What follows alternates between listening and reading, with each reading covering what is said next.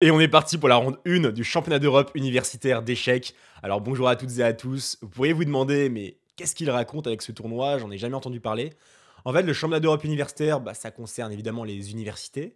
Et comme notre école a fini premier du championnat de France universitaire, eh bien en fait, ça nous a permis de nous qualifier pour celui d'Europe, donc qui se déroule en Hongrie, à Miskolc exactement.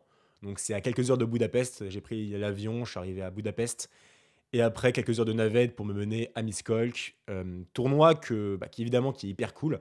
C'est à la fois un tournoi entre guillemets «vacances» parce que ça compte pas pour le feed, mais par contre enfin pour le LAN pardon, mais par contre, évidemment c'est un tournoi qui me tient à cœur, que j'ai envie de faire une bonne performance. Je le fais avec mon ami et coéquipier Yovan Gatineau qui est maître international. Je précise qu'on l'avait fait à 2 il y a 2 ans et qu'on l'avait bien réussi, hein, parce qu'on a décroché une troisième place par équipe. Donc en gros, comment ça marche? C'est quoi le format? C'est du 2 par 2 et en fait, c'est-à-dire qu'on prend la somme des scores. Par exemple, si je gagne et que Yovan fait match nul, eh bien notre équipe gagne parce qu'on a 1,5 point sur 2.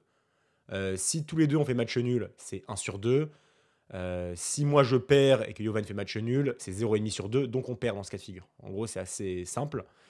Et évidemment, l'objectif, c'est de qu'on fasse des performances à 2. Mais ce qui est intéressant dans ce tournoi, en fait, c'est qu'il y a un aspect d'équipe. Ça veut dire que, par exemple, si l'un des 2 joueurs a une position, gagnante ou s'il a gagné, c'est dans l'intérêt de l'autre de faire match nul. Par exemple, l'autre n'a plus besoin de gagner. Donc on va voir qu'il va souvent avoir eu des situations, assez marrantes par rapport à ça. Et pour cette première ronde, je suis à parier contre, Robert Florentin Panet, un Roumain. On joue contre l'équipe de Roumanie. 1696 Elo.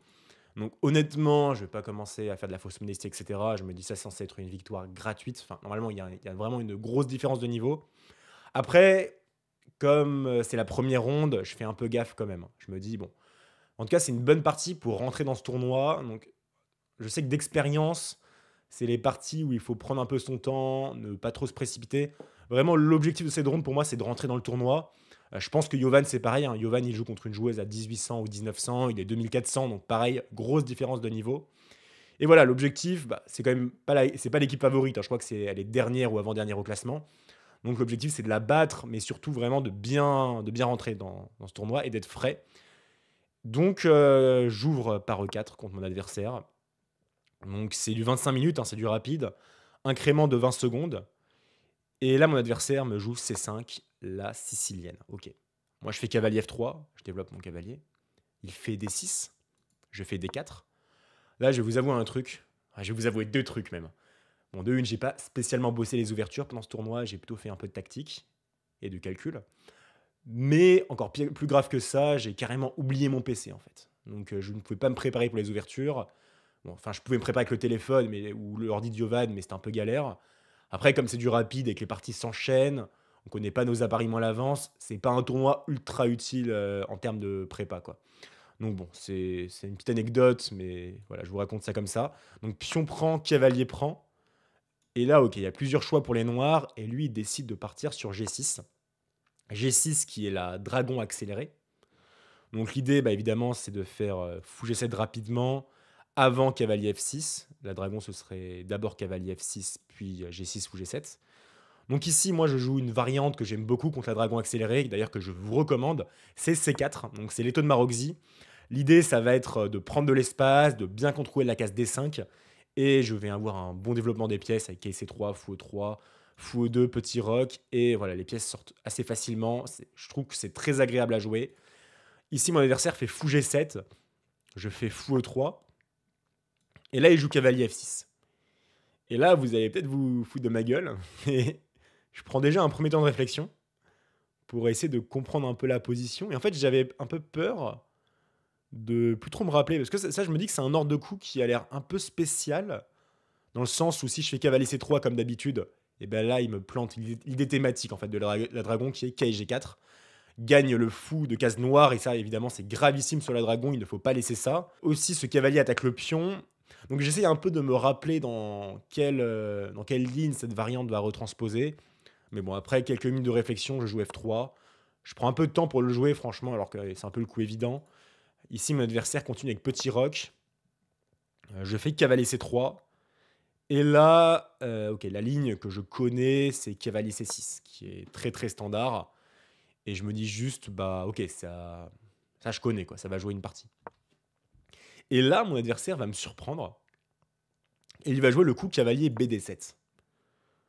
Et là, ok, je questionne un petit peu ce coup, je me mets à réfléchir très légèrement, et ok, c'est un coup que j'ai jamais vu de ma vie, parce que normalement le cavalier va plutôt en C6. J'essaye de comprendre la différence avec C6, je me dis que dans les deux cas, le cavalier peut venir en E5. Peut-être que le supplément de D7, c'est d'amener le cavalier en C5.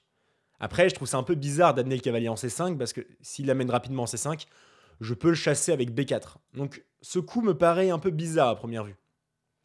Je me dis peut-être que c'est une prépa, peut-être que ça existe, mais ok, je reste un petit peu sceptique. J'essaie de jouer logiquement, donc je joue simplement le coup fou E2 pour développer mon fou. Éventuellement faire petit rogue rapidement, ou faire dame D2. Là, il continue avec B6. Et là, B6, par contre, ok, KD7, j'étais un peu sceptique, mais on va dire ça n'a pas fait alerte rouge dans ma tête. Là, B6, je me dis, ouais, ça c'est alerte rouge par contre. En fait, B6, ce que je trouve bizarre avec son développement, c'est KD7, B6. Bah là, il m'a laissé un trou sur la case C6, c'est-à-dire que ce cavalier peut rentrer en C6. Et en fait, ce qui est assez pénible pour lui, c'est que sur cavalier C6, attaque la dame, hein, je précise, et bien sur dame C7, j'aurai cavalier prend E7. Échec au roi, et je gagne un pion. Bien sûr, en plus, j'ai la case D5, la case D6 est faible, donc ça, c'est terminé hein, déjà. Donc en fait, KC6, il serait forcé de jouer dame E8. En voyant ça, bah, je le joue tout de suite. Donc il fait dame E8. Il a l'air un peu déçu, hein, donc je comprends que... Enfin, de toute façon, j'avais compris qu'après B6, il était plus sûr de lui. Et en plus, B6, j'ai vu un autre truc sur B6, c'est que là, le problème à présent, c'est que bah, son cavalier il est mal placé, sa dame est mal placée. Le trou n'est plus en C6, mais aussi en C7. Il y a un problème sur C7. Donc là, je décide d'envoyer cavalier B5. Et cavalier B5, je me dis, ah ouais, là c'est chaud pour lui parce qu'en fait, je menace un truc très simple. Je menace d'amener mon cavalier en C7 pour faire une fourchette. Et là, honnêtement, je me demande comment il va se sortir de ce pétrin.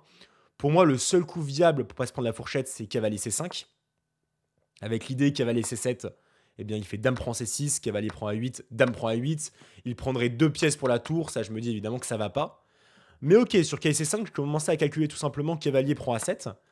Et en fait, ce qui me plaît bien, c'est que sur fou D7, bah là, je fais KC7. Dame tour aussi. Et ok, ça doit jouer un petit peu, mais je pense que c'est très très bon pour les blancs. Je peux manger la tour, mais je peux aussi faire aller en B5. En fait, la tour, ce serait pas mal pour lui, parce que là, il fait dame prend A7 et mon cavalier ne sort plus. Ici, j'étais en train de calculer cavalier B5 tout simplement. Et là, j'ai tout simplement l'impression de garder un pion de plus. Donc j'étais déjà en train de vérifier cette variante quand il réfléchissait. Et en fait, sur cavalier B5, il va faire un truc qui me choque. Il joue le coup fou B7. Et fou B7, peut-être que vous l'avez déjà compris, c'est une énorme gaffe. Et là, ok, c'est quand même la première ronde, je dois m'échauffer et tout. Donc... Mais là, j'ai beau réfléchir, je comprends ce qui se passe. Là, je me dis, mais attendez. Là, c'est une dame. Là, les amis, je vais juste manger la dame.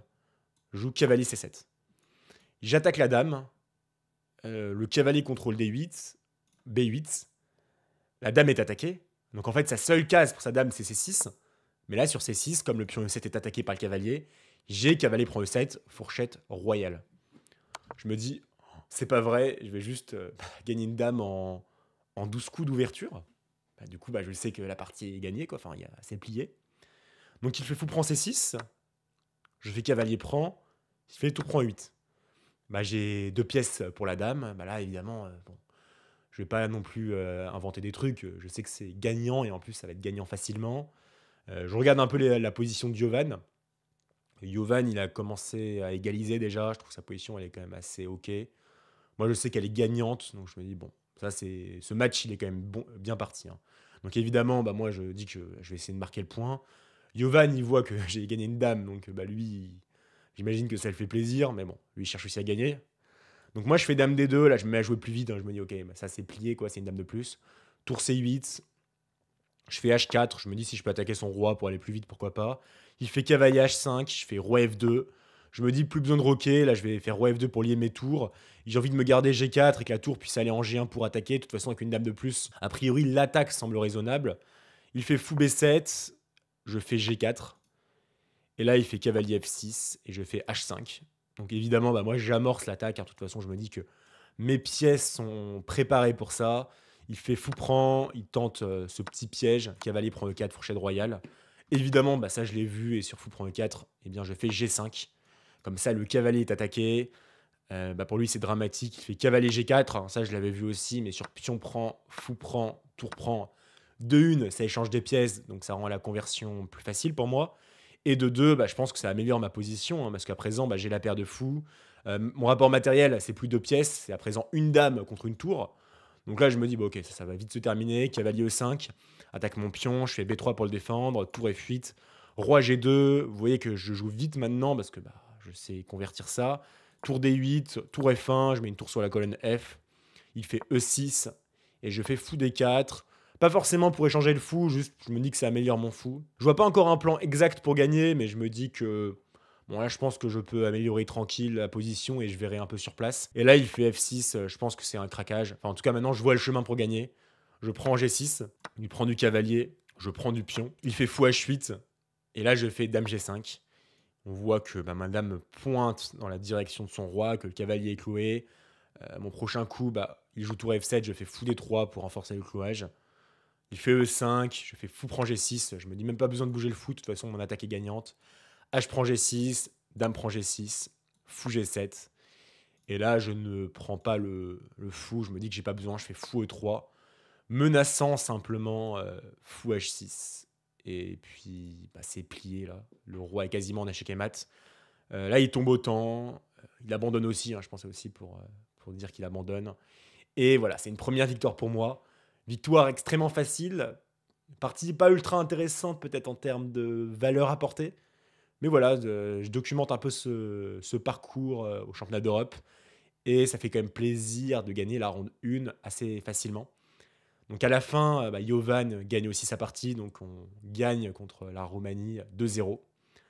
Donc première ronde au championnat d'Europe qui se passe à merveille. Et écoutez, on se retrouve pour la ronde 2 du championnat d'Europe universitaire. À bientôt. Ciao.